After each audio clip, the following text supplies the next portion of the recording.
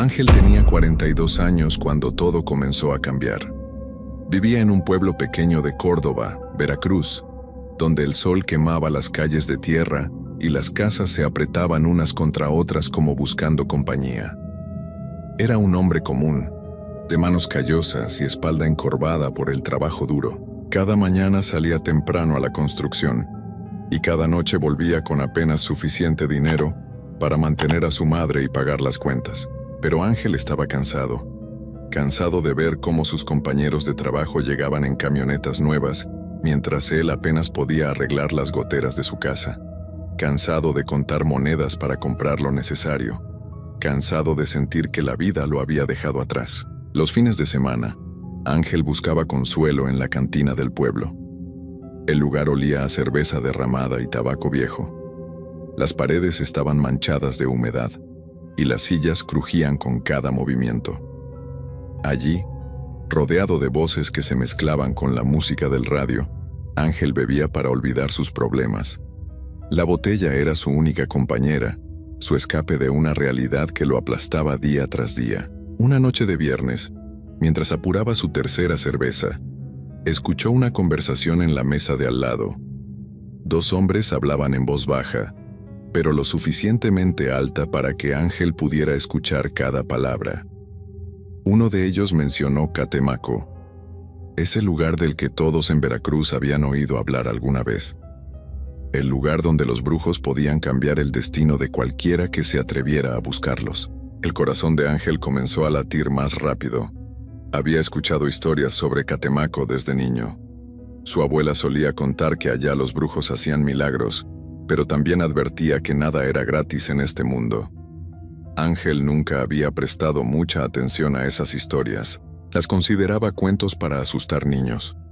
Pero esa noche, con el alcohol calentándole la sangre y la desesperación apretándole el pecho, las palabras de aquellos hombres sonaban diferentes. Sonaban a esperanza. Los hombres contaban cómo un conocido había ido a Catemaco buscando ayuda. Había llegado sin nada y había vuelto con dinero suficiente para comprar una casa y un negocio. Nadie sabía exactamente qué había hecho allá, pero el cambio había sido real, visible, innegable. Ángel salió de la cantina esa noche con una idea fija en la mente. No podía seguir así. No podía vivir toda su vida mirando cómo otros prosperaban mientras él se hundía más y más en la pobreza. Tenía que intentarlo. Tenía que ir a Catemaco. Durante los siguientes días, Ángel no pudo pensar en otra cosa. En el trabajo, mientras cargaba bultos de cemento bajo el sol implacable, su mente volaba hacia ese lugar misterioso. En las noches, mientras su madre preparaba la cena con lo poco que tenían, Ángel calculaba cuánto dinero necesitaría para el viaje. Su madre notó el cambio. Una tarde, mientras comían en silencio, ella lo miró con esos ojos que parecían ver más allá de las palabras. «¿Qué te pasa, hijo? Te veo distinto». Preocupado, Ángel apartó la mirada. No podía contarle sus planes. Su madre era una mujer de fe, de rezos y agua bendita. Jamás aprobaría que su hijo buscara ayuda en la brujería. Así que mintió. «Nada, mamá. Solo estoy cansado del trabajo». Ella no pareció convencida, pero no insistió. Solo colocó su mano sobre la de él. Una mano pequeña y arrugada que había trabajado tanto como la de Ángel para sacar adelante a la familia. «Ten cuidado, hijo. A veces, cuando buscamos atajos, nos perdemos en el camino». Ángel asintió, pero las palabras de su madre se perdieron en el ruido de sus propios pensamientos. Ya había tomado una decisión. El siguiente sábado, Ángel se levantó antes del amanecer. Guardó algo de ropa en una mochila vieja, tomó el dinero que había ahorrado durante meses y salió de la casa sin hacer ruido. El autobús a Catemaco salía a las 6 de la mañana y no quería perderlo. El viaje fue largo. El autobús avanzaba lentamente por carreteras llenas de curvas, pasando por pueblos dormidos y montañas cubiertas de neblina. Ángel miraba por la ventana sin ver realmente el paisaje. Su mente estaba en el futuro, en la vida que tendría cuando regresara con dinero suficiente para cambiar todo. Llegó a Catemaco al mediodía.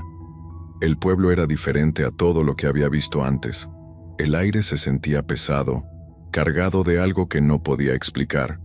Las calles estaban llenas de tiendas con velas de colores, amuletos y estatuas extrañas. En cada esquina había alguien ofreciendo limpias o lectura de cartas. Los olores eran intensos: incienso, hierbas secas, cera quemada. Ángel caminó sin rumbo fijo, buscando señales de quién podría ayudarlo. Preguntó en algunas tiendas, pero las respuestas eran vagas o sospechosas. Algunos le pedían dinero por adelantado. Otros lo miraban con desconfianza y le cerraban la puerta en la cara. Estaba a punto de rendirse cuando un niño pequeño se le acercó en la calle. ¿Busca a don Jaime?, preguntó el niño con una voz aguda. Ángel se sorprendió. No había mencionado ningún nombre. ¿Cómo sabía el niño lo que buscaba? ¿Quién es don Jaime?, preguntó Ángel sintiendo un escalofrío recorrer su espalda. El que resuelve problemas. El que hace lo que otros no pueden. Venga, yo lo llevo. El niño echó a andar sin esperar respuesta. Ángel dudó un momento, pero finalmente lo siguió. Caminaron por calles cada vez más estrechas y oscuras, alejándose del centro del pueblo. Las casas se volvieron más viejas, más deterioradas. El ruido de la gente se fue apagando hasta que solo quedó el sonido de sus propios pasos. Finalmente, el niño se detuvo frente a una casa de madera pintada de azul oscuro, casi negro. La pintura estaba descarapelada, y las ventanas tenían cortinas gruesas que no dejaban ver el interior. Sobre la puerta colgaba un símbolo que Ángel no reconoció, un círculo con líneas entrecruzadas y símbolos extraños.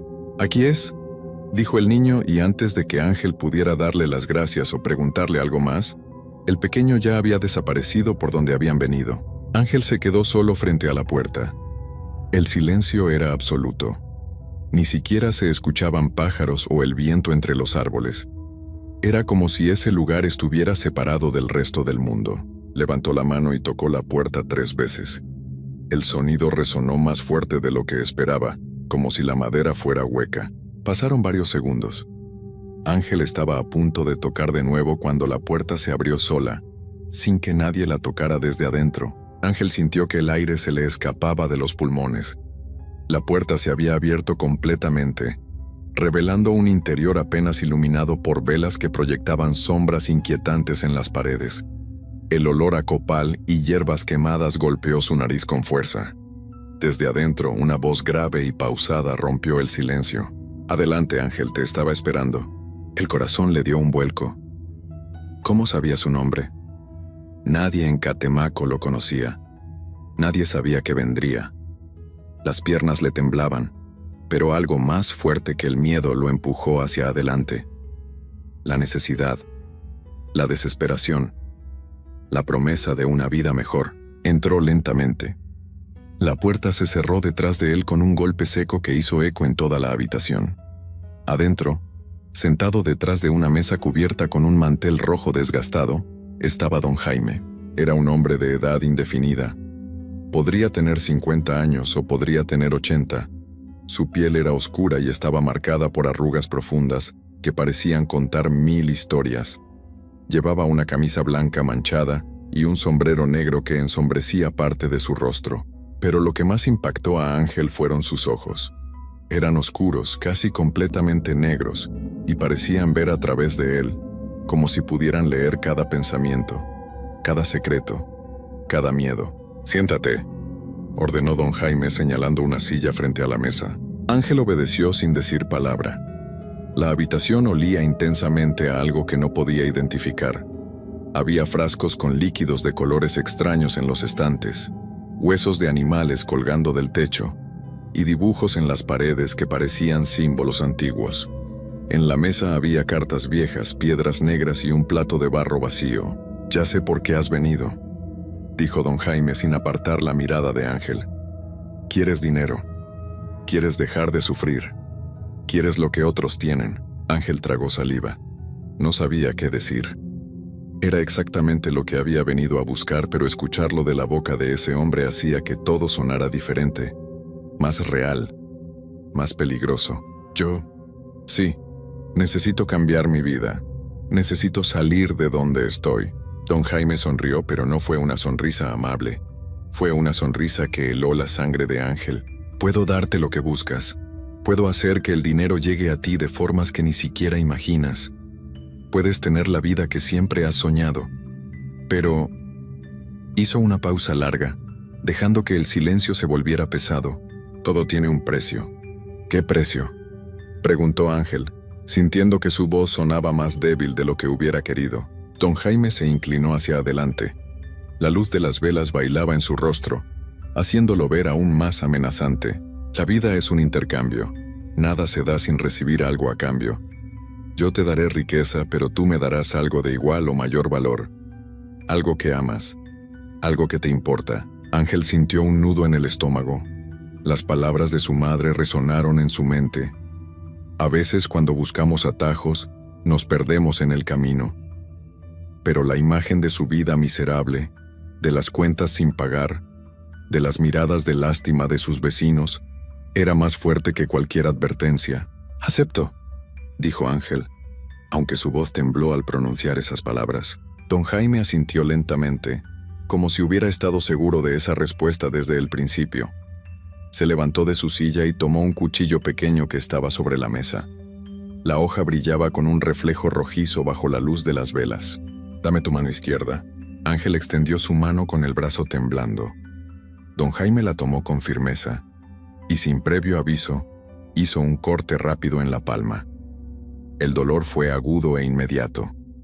Ángel soltó un quejido, pero don Jaime mantuvo su mano firme sobre el plato de barro, dejando que la sangre cayera gota a gota. La sangre formó un pequeño charco en el plato mientras don Jaime comenzaba a murmurar palabras en un idioma que Ángel no reconocía.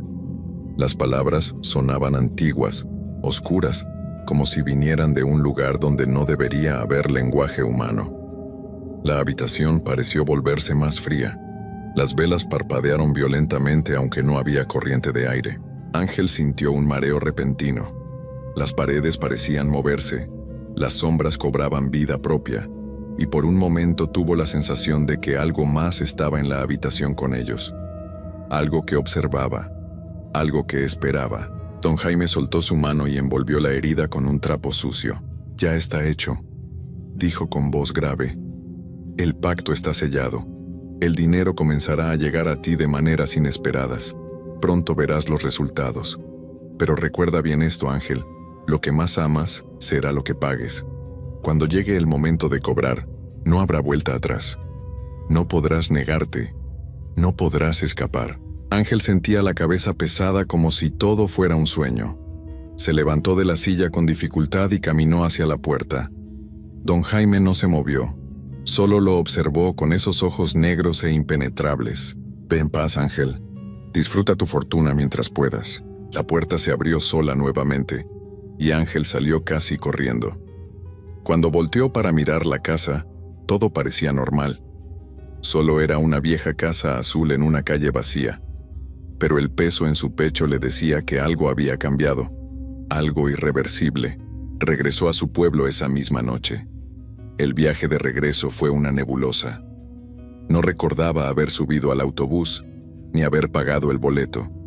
Solo recordaba las palabras de don Jaime resonando una y otra vez en su cabeza. «Lo que más amas será lo que pagues». Cuando llegó a su casa, su madre lo esperaba despierta en la sala. La preocupación estaba marcada en su rostro. «¿Dónde estabas, hijo? Te busqué todo el día». Ángel no pudo sostenerle la mirada. «Tuve que resolver unos asuntos, mamá. Ya estoy aquí, todo está bien». Pero su madre lo miró con esos ojos que siempre veían la verdad. «No sé qué hiciste, Ángel, pero siento que algo cambió. Ten cuidado, ten mucho cuidado». Ángel se fue a dormir, pero el sueño no llegó. La herida en su mano palpitaba con un dolor sordo.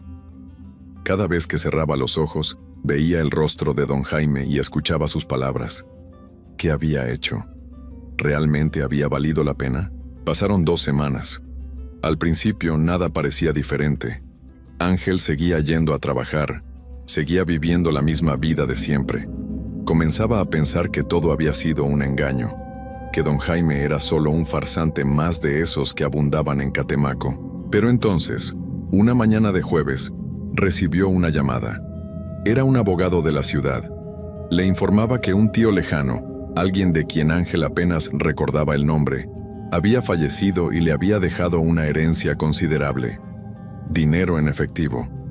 Una cantidad que Ángel nunca había soñado tener. Al principio, Ángel no podía creerlo. Revisó los documentos una y otra vez. Todo era real. El dinero era real. La herencia era legítima. Su vida cambió de la noche a la mañana. Pagó todas las deudas. Arregló la casa. Compró ropa nueva. Le dio dinero a su madre para que no tuviera que preocuparse por nada. Los vecinos lo miraban con asombro. Sus compañeros de trabajo le preguntaban cómo lo había logrado. Ángel solo sonreía y decía que había tenido suerte. El dinero seguía llegando. Pequeños trabajos extras que aparecían de la nada. Un premio en una rifa que no recordaba haber comprado. Billetes que encontraba en lugares inesperados. Era como si el universo conspirara para llenar sus bolsillos. Ángel se sentía imparable. Por primera vez en su vida, podía caminar por el pueblo con la cabeza en alto. Ya no era el hombre al que todos miraban con lástima. Ahora era alguien que había logrado salir adelante. Compró una camioneta usada pero en buen estado. Comenzó a frecuentar restaurantes donde antes solo podía mirar desde afuera. La cerveza ya no era su escape, sino su celebración. Su madre, sin embargo, no compartía su alegría. Cada vez que Ángel llegaba con algo nuevo, ella lo miraba con preocupación. Una tarde, mientras preparaba la comida, finalmente habló. «Hijo, este dinero, ¿de dónde viene realmente?» Ángel sintió un escalofrío, pero lo disimuló con una sonrisa. «Ya te lo dije, mamá. Es la herencia del tío. Y he tenido suerte en algunos trabajos». «No es solo eso», insistió ella limpiándose las manos en el delantal. «Te veo diferente. Te veo inquieto. Por las noches escucho que te levantas, que caminas por la casa. ¿Duermes bien?» Ángel apartó la mirada. No había querido preocuparla, pero su madre tenía razón.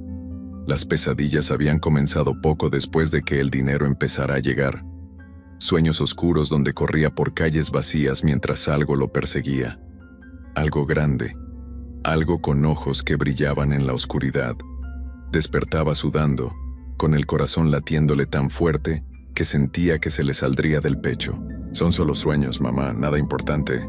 Pero los sueños se volvieron más frecuentes, más vívidos, más aterradores. Pasaron 3 años. Ángel había construido una vida cómoda. Ya no trabajaba en la construcción.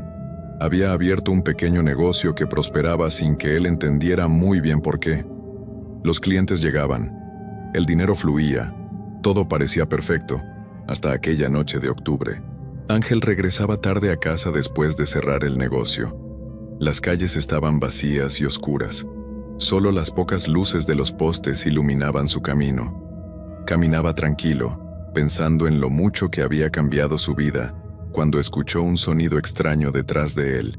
Era un jadeo, como el de un animal grande, pesado. Se detuvo y volteó lentamente. Al principio no vio nada, solo la calle vacía y las sombras que se movían con el viento. Pero entonces, desde la oscuridad entre 2 casas, apareció algo que hizo que su sangre se congelara. Era un perro, pero no era un perro normal. Era enorme, del tamaño de un becerro. Su pelaje era completamente negro, tan negro que parecía absorber la luz a su alrededor. Y sus ojos brillaban con un rojo intenso, como brasas encendidas en medio de la noche. El animal lo miraba fijamente. No se movía, no ladraba. Solo observaba con esos ojos que parecían ver directamente dentro de su alma. Ángel sintió que las piernas no le respondían. Quiso gritar, quiso correr, pero estaba paralizado. El perro dio un paso hacia adelante, luego otro. Sus patas no hacían ruido al tocar el suelo. Era como si flotara. Cuando estuvo a solo unos metros de distancia, Ángel finalmente pudo moverse. Corrió. Corrió más rápido de lo que había corrido en toda su vida. Escuchaba los pasos pesados detrás de él, acercándose. Sentía el aliento caliente en su espalda. Llegó a su casa y abrió la puerta de un golpe, cerrándola inmediatamente detrás de él. Se recargó contra ella, respirando con dificultad, el corazón latiendo desenfrenado. Esperó varios minutos en silencio absoluto. Lentamente se acercó a la ventana y miró hacia afuera. La calle estaba vacía. No había ningún perro, no había nada. Solo la noche tranquila y silenciosa. Ángel se convenció a sí mismo de que había sido su imaginación. El cansancio, la oscuridad, nada más. Pero al día siguiente, su mejor amigo de la infancia, Diego, lo visitó. Ángel le contó lo que había visto, tratando de reírse del asunto, esperando que Diego también se riera, pero Diego no se rió. Su rostro se puso serio, pálido. Ángel, ¿ese perro tenía los ojos rojos? Sí, ¿por qué? Diego se sentó lentamente, como si las piernas le hubieran dejado de funcionar. Eso no es un perro común, Ángel, eso es un nahual. Ángel sintió que el piso se movía bajo sus pies. ¿Un nahual? ¿Qué es eso? Es un espíritu, un cobrador. Cuando alguien hace un pacto con un brujo y no cumple su parte, o cuando llega el momento de pagar, envían un nahual para cobrar la deuda. Y la deuda siempre se paga con lo que más amas. Las palabras de don Jaime resonaron en la mente de Ángel como un trueno. Lo que más amas será lo que pagues. No, eso no puede ser cierto. Fue solo un perro grande, solo eso. Diego lo miró con tristeza. ¿Hiciste algún trato, Ángel? ¿Fuiste a Catemaco? Ángel no respondió. No necesitaba hacerlo. Su silencio fue suficiente respuesta. Tienes que proteger a tu mamá, dijo Diego con urgencia. Ella es lo que más amas, ¿verdad? El nahual va a ir por ella. Tienes que hacerle rezos. Tienes que conseguir agua bendita. Tienes que mantenerla a salvo. Esa noche Ángel no durmió. Se quedó sentado en la sala, vigilando. Había rociado agua bendita en todas las puertas y ventanas. Había dejado velas encendidas. Le había rogado a su madre que rezara, aunque no le había explicado por qué. A las 3 de la mañana, escuchó el primer aullido. Era un sonido que no parecía de este mundo. Largo, profundo, lleno de algo que no podía describirse con palabras. Era dolor, era amenaza, era la muerte misma llamando a la puerta. Ángel se levantó de un salto y corrió a la ventana. Allí estaba el perro negro, parado en medio de la calle, mirando directamente hacia la casa. Sus ojos rojos brillaban con más intensidad que antes. El animal aulló de nuevo, y esta vez Ángel vio cómo las luces de las casas vecinas se encendían. La gente se asomaba a las ventanas, asustada. El sonido era tan fuerte que parecía hacer temblar las paredes. ¿Qué es eso, hijo?, preguntó su madre, apareciendo en la sala con el rostro lleno de miedo. Vuelve a tu cuarto, mamá, no salgas de allí, reza. Reza todo lo que puedas. Pero el perro no se fue. Noche tras noche regresaba. A veces se quedaba en la calle. Otras veces, Ángel lo veía en el patio, olisqueando cerca de las ventanas. Una madrugada, lo encontró dentro de la casa, parado en el pasillo, mirándolo con esos ojos que quemaban como el fuego. Ángel gritó, y el animal desapareció en un instante como si nunca hubiera estado allí. Su madre también lo vio. Una tarde, mientras regaba las plantas en el patio, el perro apareció detrás de ella. Ella soltó la manguera y corrió dentro de la casa, temblando, con lágrimas en los ojos. ¿Qué hiciste, Ángel? ¿Qué hiciste para que esto nos esté pasando? Ángel no pudo responder. La culpa lo estaba devorando por dentro. Había sido su ambición, su egoísmo, su estupidez. Y ahora su madre estaba pagando el precio de sus errores. Consiguió más agua bendita. Trajo a un sacerdote para que bendijera la casa. Contrató a personas para que hicieran limpias. Pero nada funcionaba. El perro seguía apareciendo. Cada noche, cada madrugada. Los aullidos se volvieron parte de la rutina del vecindario. La gente comenzó a hablar, a señalar, a alejarse de Ángel y su familia. Una mañana de lunes su madre lo llamó a la cocina. Se veía más pequeña que nunca, más frágil. Hijo, necesito que me digas la verdad. ¿Hiciste un trato con alguien? ¿Fuiste con un brujo? Ángel quiso mentir, pero ya no tenía fuerzas. Sí, mamá, lo hice. Fui a Catemaco, quería dinero, quería una vida mejor para nosotros. Su madre cerró los ojos. Lágrimas rodaron por sus mejillas arrugadas. Hijo mío, ¿qué has hecho? Ángel se arrodilló frente a su madre, tomando sus manos entre las suyas. Perdóname, mamá. Perdóname. Yo solo quería que viviéramos mejor. No pensé que esto pasaría. No pensé que te pondría en peligro.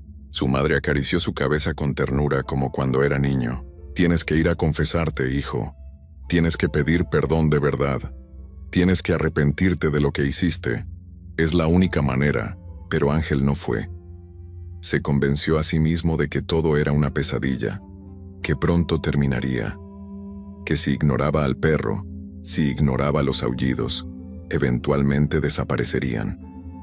Se aferró a esa esperanza como un hombre que se ahoga se aferra a un pedazo de madera. Pasaron 2 semanas más. El perro seguía apareciendo, pero Ángel dejó de prestarle atención. Se negaba a mirarlo. Se negaba a reconocer su existencia. Una tarde de jueves, Ángel tuvo que salir del pueblo por unas horas para arreglar asuntos del negocio. Le pidió a su madre que no saliera de la casa, que mantuviera las puertas cerradas, que siguiera rezando. Ella asintió, pero Ángel vio algo en sus ojos, algo que lo asustó. Era como si ella supiera que algo malo iba a pasar. Cuando regresó esa noche, ya oscuro, la casa estaba en silencio, demasiado silencio. Las luces estaban apagadas, la puerta principal estaba entreabierta. «¿Mamá?», llamó Ángel entrando lentamente. No hubo respuesta. Un miedo profundo se apoderó de él. Corrió por toda la casa buscándola. No estaba en su cuarto, no estaba en la cocina, no estaba en la sala. Finalmente salió al patio trasero, y allí la encontró. Su madre estaba tendida en el suelo, junto a las macetas que tanto cuidaba. Sus ojos estaban abiertos, pero ya no veían nada.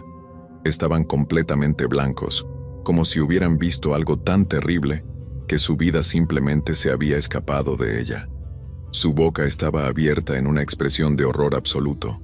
Sus manos estaban aferradas a su pecho. Ángel cayó de rodillas junto a ella, gritando su nombre una y otra vez. La tomó entre sus brazos, sacudiéndola, rogándole que despertara. Pero ella ya no estaba. El calor de su cuerpo se estaba desvaneciendo, y entonces lo vio. En la esquina del patio, entre las sombras, estaba el perro negro. Sus ojos rojos brillaban con una intensidad que Ángel no había visto antes. El animal lo miraba sin moverse, y en esa mirada había algo que parecía satisfacción, como si hubiera completado su trabajo. Ángel quiso levantarse, quiso gritarle, quiso atacarlo, pero sus piernas no respondían. Solo podía observar mientras el perro daba media vuelta y se desvanecía en la oscuridad, como humo que se disuelve en el aire. Los vecinos llegaron al escuchar los gritos. Llamaron a una ambulancia, pero todos sabían que ya era tarde. Los doctores dijeron que había sido un ataque al corazón, un evento repentino. No había nada que se pudiera haber hecho, pero Ángel sabía la verdad. Sabía exactamente qué había pasado. El nahual había cobrado la deuda. Había tomado lo que más amaba porque él se había negado a pagar, porque había creído que podía escapar de un pacto que nunca debió haber hecho. Los días siguientes fueron una nebulosa de dolor. El funeral, las condolencias de gente que apenas conocía, las miradas de lástima, pero nada de eso importaba. Lo único que importaba era que su madre se había ido, y era su culpa. Ángel regresó a Catemaco una semana después. Necesitaba encontrar a don Jaime. Necesitaba preguntarle si había alguna forma de revertir lo que había pasado, de traer a su madre de vuelta, de deshacer el pacto. Buscó la Casa Azul durante horas. Recorrió cada calle, preguntó a la gente, describió el lugar, pero nadie sabía de qué hablaba.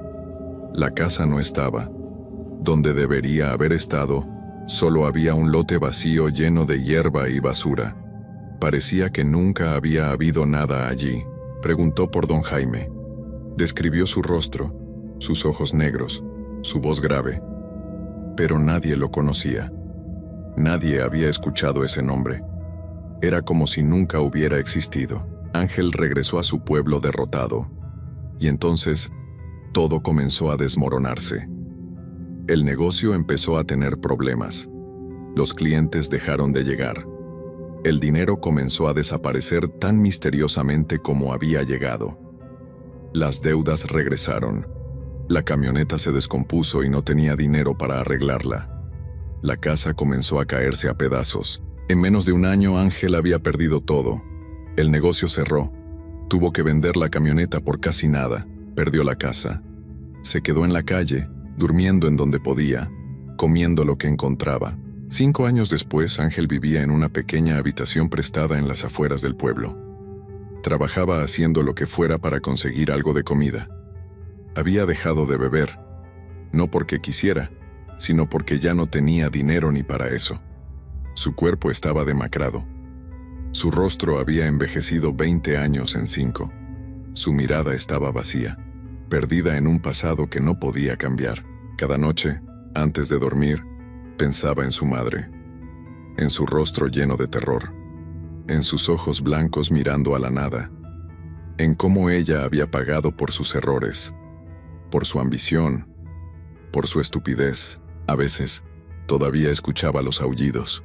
No sabía si eran reales o si su mente los había grabado tan profundo que nunca desaparecerían. A veces veía sombras que se movían en las esquinas. A veces, cuando cerraba los ojos, veía esos ojos rojos brillando en la oscuridad. Diego lo visitaba de vez en cuando llevándole algo de comida. Una tarde, mientras comían en silencio, Diego finalmente habló. ¿Valió la pena, Ángel? Ángel no respondió inmediatamente. Se quedó mirando al suelo, a sus manos temblorosas, a la habitación miserable donde ahora vivía. No, dijo finalmente con voz quebrada. Nada de esto valió la pena. El dinero se fue, todo se fue, pero mi mamá, ella nunca va a regresar. Perdí lo único que realmente importaba, y lo peor es que ella pagó por lo que yo hice. Ella, que nunca le hizo daño a nadie. Ella, que solo me amó y me cuidó toda su vida. Diego puso una mano en su hombro. Esta historia debería servir de advertencia para otros. El dinero fácil siempre tiene un precio, y ese precio siempre es más alto de lo que imaginamos. Ángel asintió, limpiándose una lágrima que rodaba por su mejilla. Si pudiera regresar el tiempo, jamás habría ido a Catemaco. Habría seguido siendo pobre. Habría seguido luchando día a día. Pero tendría a mi mamá. Y eso era lo único que realmente valía algo en este mundo. Los días pasaron y se convirtieron en semanas. Las semanas en meses. Ángel seguía viviendo esa vida vacía, llevando el peso de su culpa como una roca atada al cuello. Había aprendido la lección más dolorosa que alguien puede aprender, que las cosas que obtenemos sin esfuerzo, las cosas que nos llegan por caminos oscuros, siempre nos cuestan más de lo que estamos dispuestos a pagar. Y por las noches, cuando el pueblo dormía y todo estaba en silencio, Ángel seguía escuchando esos aullidos lejanos. Seguía viendo esas sombras moverse en la oscuridad. Porque el nahual nunca se había ido realmente. Seguía allí, recordándole cada noche que algunos precios se pagan para siempre, que algunas deudas nunca terminan de cobrarse, que la ambición puede abrirte puertas, pero también puede llevarte a lugares de los que nunca podrás escapar, y que cuando haces tratos con fuerzas que no comprendes, cuando buscas atajos en la oscuridad, siempre, siempre, pierdes lo que más amas. Esa es la historia de Ángel. Un hombre que lo tuvo todo y lo perdió todo. Un hombre que cambió la vida de su madre por dinero que se esfumó como humo. Un hombre que ahora vive cada día sabiendo que su ambición le costó lo único que realmente importaba. Y cada noche, antes de cerrar los ojos y enfrentar las pesadillas que nunca lo dejan descansar, Ángel susurra las mismas palabras. Perdóname, mamá, perdóname. Pero solo el silencio le responde. Y en ese silencio, a lo lejos, siempre se escucha el mismo sonido. Un aullido largo y profundo que le recuerda que su castigo nunca terminará, que vivirá con esto hasta el día de su muerte, y quizás, incluso más allá. Yo no creía en esas cosas, nunca lo hice.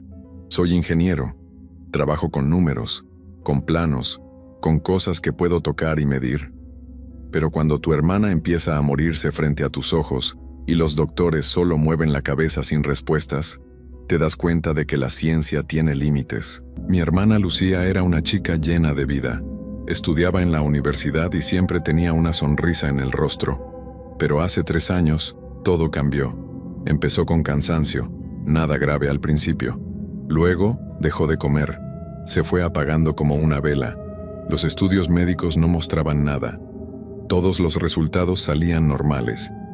Pero ella seguía consumiéndose. Lo peor llegó cuando empezó a hablar dormida. No era su voz. Era algo más grave. más profundo. Decía cosas que no entendíamos en un tono que te helaba la sangre. Mi madre lloraba todas las noches. Mi padre se encerraba en su cuarto sin hablar. Y yo me sentía completamente inútil. Una tarde, mi madre recordó a una prima lejana que vive en Veracruz. La llamó desesperada. Le contó todo. La prima le habló de Catemaco, de los curanderos que viven ahí. Le dijo que si los doctores no podían hacer nada, tal vez alguien más sí podría. Yo me reí cuando lo escuché. Le dije a mi madre que eso eran tonterías, supersticiones de pueblo. Pero esa misma noche, Lucía gritó en sueños con aquella voz que no era suya. El grito fue tan terrible que los tres corrimos a su cuarto. Ella estaba sentada en la cama, con los ojos abiertos pero sin ver. Tenía la mirada perdida en algún lugar que ninguno de nosotros podía alcanzar. Al día siguiente compré el boleto. Llegué a Catemaco un viernes por la tarde. El ambiente era diferente desde que bajé del autobús. Había algo en el aire, una pesadez que no puedo explicar bien. El cielo estaba gris aunque no llovía. Las calles olían a humedad y a hierbas que no conocía. Me instalé en un hotel pequeño cerca de la plaza. El dueño era un hombre mayor, de pocas palabras. Cuando le pregunté si conocía a algún curandero, me miró largo rato antes de responder. Finalmente me dijo que fuera al mercado y preguntara ahí, pero con cuidado. El mercado era un laberinto de puestos con velas de colores, hierbas secas, figurillas extrañas y cosas que preferí no preguntar para qué servían. Caminé entre los pasillos sintiendo las miradas de la gente sobre mí. Era obvio que yo no era de ahí. Me acerqué a una señora que vendía veladoras. Le pregunté en voz baja si conocía a alguien que pudiera ayudarme. Ella dejó de acomodar sus productos y me miró fijamente. ¿Qué buscas, muchacho? Mi hermana está enferma. Los doctores no pueden hacer nada. Me dijeron que aquí podría encontrar ayuda. La señora asintió despacio. Se acercó más a mí y bajó la voz. Don Gonzalo, vive al otro lado de la laguna, pero tienes que ir solo al amanecer. Lleva tabaco, aguardiente y velas negras como ofrenda. Y si decides ir, ve preparado. Don Gonzalo no es como los demás. Le agradecí y compré lo que me pidió. Mientras pagaba, la señora me tomó de la mano con fuerza. Una cosa más. Cuando estés con él, no preguntes de más. Y si ves algo raro, aunque te dé miedo, no salgas corriendo. ¿Entiendes? Asentí aunque no entendía nada. Esa noche no pude dormir. Mi cuarto del hotel era pequeño y hacía calor, pero no era eso lo que me mantenía despierto. Eran los ruidos. Primero pensé que venían de la calle, pero no. Venían de dentro del cuarto. Pasos lentos en el pasillo que se detenían frente a mi puerta. Rasguños suaves en la pared. Un suspiro largo y profundo que parecía venir de debajo de la cama. Me quedé inmóvil bajo las sábanas, con el corazón latiendo tan fuerte que pensé que se me saldría del pecho. Los ruidos continuaron toda la madrugada. Cuando finalmente salió el sol, todo quedó en silencio. A las 5 de la mañana bajé a la recepción. El dueño del hotel ya estaba despierto, preparando café.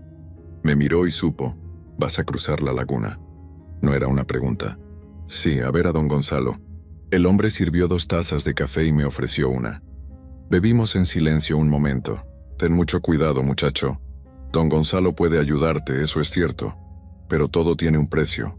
Y no siempre sabes cuál es ese precio hasta que ya es tarde». No supe qué responder. Terminé mi café, tomé la bolsa con las ofrendas y salí a la calle. La laguna estaba tranquila esa mañana, demasiado tranquila.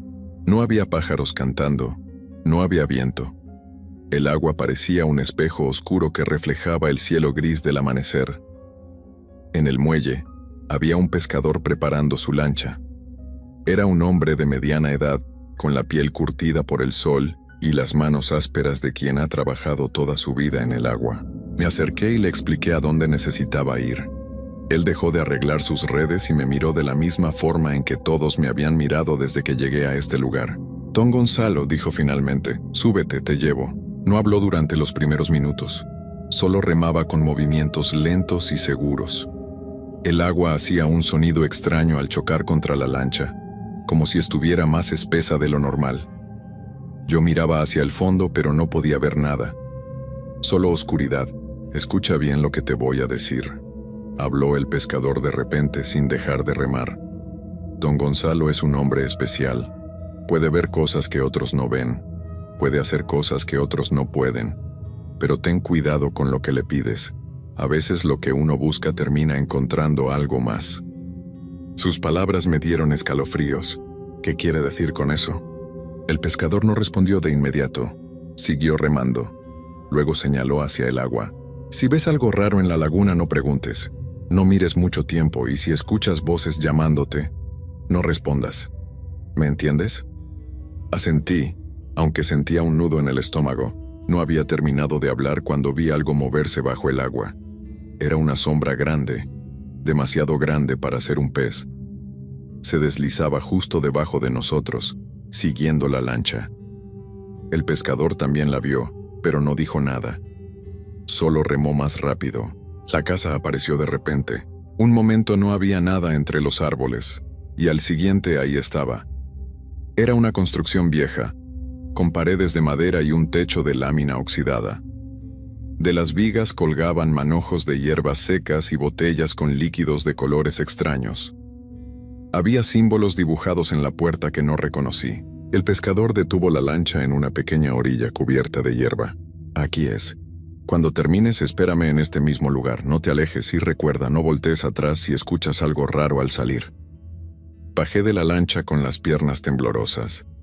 El pescador se alejó rápidamente, como si no quisiera quedarse ni un segundo más de lo necesario. Me quedé solo frente a la casa, respiré hondo y caminé hacia la puerta. Antes de que pudiera tocar, una voz salió desde adentro. «Pasa, Efraín, te estaba esperando». ¿Cómo sabía mi nombre? Nadie se lo había dicho. Empujé la puerta. El interior era oscuro y olía a copal mezclado con algo dulce y podrido al mismo tiempo.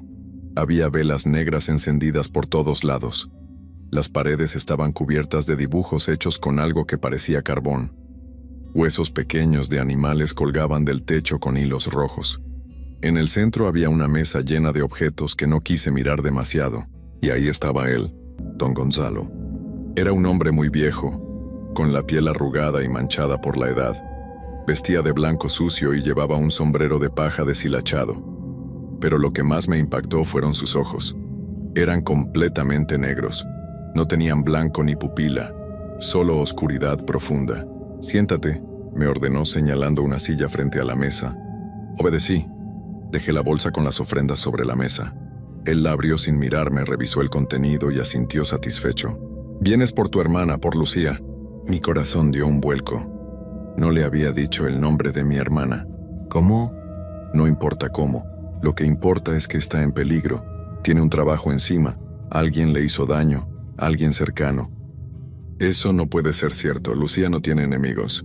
Don Gonzalo soltó una risa seca que sonó como ramas quebrándose. Todos tenemos enemigos, muchacho. Aunque no los conozcamos, alguien le tiene envidia.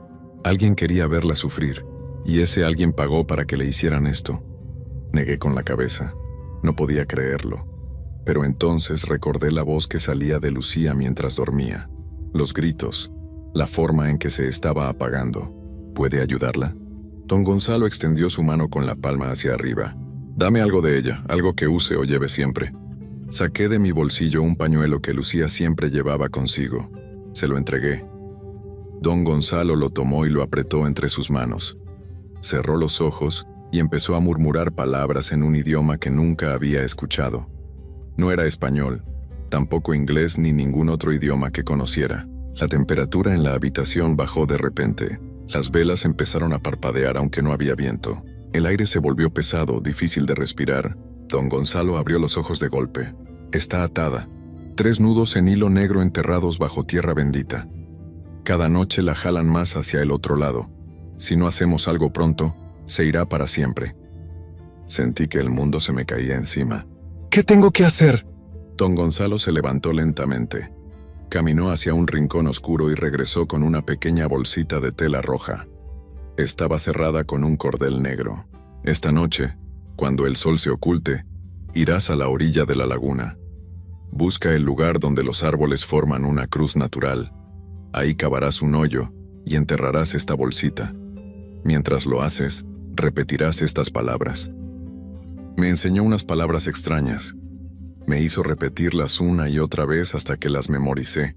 aunque no entendía su significado. Pero hay algo muy importante, continuó don Gonzalo, mirándome fijamente con esos ojos negros. Cuando termines y empieces a caminar de regreso, no voltees atrás.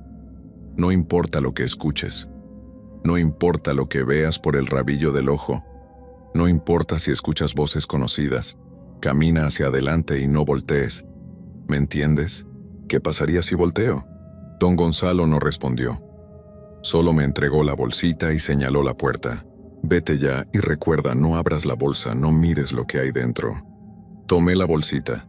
Estaba tibia, como si tuviera vida propia. Salí de la casa sin mirar atrás. El pescador me estaba esperando en la orilla tal como prometió. El viaje de regreso fue en completo silencio. Yo apretaba la bolsita roja en mi mano y podía jurar que sentía algo moviéndose dentro. Algo vivo. Pero recordé las palabras de don Gonzalo y no la abrí. Cuando llegué al hotel, el dueño me vio entrar y solo movió la cabeza con tristeza, como si supiera exactamente lo que me esperaba. Subí a mi cuarto y dejé la bolsita sobre la mesa. Mi teléfono sonó. Era mi madre. Lucía había empeorado. Estaba ardiendo en fiebre y los doctores hablaban de llevarla a cuidados intensivos. Tienes que volver ya, lloraba mi madre. Mamá, confía en mí. Esta noche todo va a cambiar, lo prometo. Colgué antes de que pudiera responder. Miré el reloj. Faltaban 3 horas para el atardecer. Las horas pasaron lentas como siglos. Cuando el sol empezó a ocultarse, salí del hotel con la bolsita escondida en el bolsillo de mi chamarra. Las calles de Catemaco estaban extrañamente vacías. No había niños jugando. No había gente platicando en las esquinas. Solo silencio. Caminé hacia la laguna siguiendo las indicaciones que don Gonzalo me había dado. Busqué entre los árboles hasta que los encontré. Ahí estaban, 4 árboles antiguos que formaban una cruz perfecta. Era imposible que fuera casualidad. Y lo más raro es que había pasado por ese lugar en la mañana y no los había visto. El lugar olía extraño, a tierra mojada mezclada con algo dulce y podrido como frutas pudriéndose bajo el sol. Me arrodillé y empecé a cavar con las manos. La tierra estaba blanda, demasiado blanda, como si alguien ya hubiera cavado ahí antes. Metí las manos más profundo, y entonces la bolsita empezó a moverse en mi bolsillo. Se retorcía como si algo dentro estuviera tratando de salir.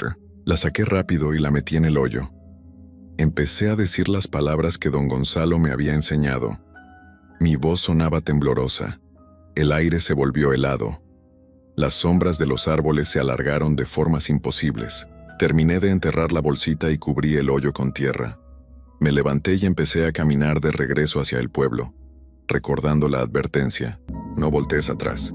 Había dado apenas 10 pasos cuando los escuché. Pasos detrás de mí. No eran pasos normales. Eran lentos, pesados, como si quien caminara arrastrara algo. Me mordí el labio y seguí adelante. El corazón me latía tan fuerte que sentía que me iba a explotar el pecho. Los pasos se acercaban. Entonces escuché su voz. Efraín. Era Lucía. Efraín, ayúdame, por favor, estoy aquí, mírame. Cerré los ojos con fuerza sin dejar de caminar. No era ella. No podía ser ella. Lucía estaba en la Ciudad de México, en su cama. Hermano, me duele mucho, ¿por qué no me ayudas? Solo tienes que voltear, mírame. Las lágrimas corrían por mi cara. Cada fibra de mi ser quería voltear, quería ver si realmente era mi hermana. Pero las palabras de don Gonzalo resonaban en mi cabeza. Seguí caminando. Los pasos se multiplicaron. Ya no era uno, eran varios. Caminaban a mi alrededor, me rodeaban. Escuchaba risas, susurros, voces que no podía entender. Algunas sonaban como mi padre, otras como mi abuelo que había fallecido años atrás. Efraín, hijo, ¿ya no me reconoces? Mijo, voltea, solo queremos verte. No seas grosero, mírame cuando te hablo. El aire se llenó de un olor horrible, como carne quemada mezclada con azufre. Sentí dedos fríos en mi hombro, dedos que no debían estar ahí. Seguí caminando. Ya veía las primeras luces del pueblo a lo lejos. Entonces algo me jaló del brazo, con una fuerza terrible. Casi me caigo. El agarre era helado y fuerte como hierro. Sentí uñas clavándose en mi piel a través de la ropa. Una voz habló directamente en mi oído. tan cerca que sentí el aliento frío y húmedo. No eres bienvenido aquí. No era una voz humana. Era algo más profundo, más antiguo. Algo que no debería tener voz. Con toda la fuerza que me quedaba, me solté de un jalón y corrí. Corrí sin parar hacia las luces del pueblo. Detrás de mí escuchaba gritos, aullidos, cosas que se arrastraban por el suelo tratando de alcanzarme. Crucé la primera calle iluminada y todo se detuvo. El silencio fue absoluto. Me volteé entonces, jadeando, sudando frío. No había nadie. La calle estaba vacía, pero en el suelo, justo donde terminaba la luz, había marcas. Huellas que no eran humanas. Arañazos en la tierra. Me desplomé contra una pared, temblando sin control. A la mañana siguiente sonó mi teléfono temprano. Era mi madre. Estaba llorando, pero esta vez de alegría. Efraín, es un milagro. Lucía despertó. Está bien, está hablando normal, tiene hambre. Los doctores no lo pueden creer. Dicen que es un milagro. No era un milagro, pero no dije nada. Antes de regresar a la capital fui a darle las gracias a don Gonzalo. Tomé una lancha y crucé la laguna. Pero cuando llegué al lugar donde estaba su casa, no había nada.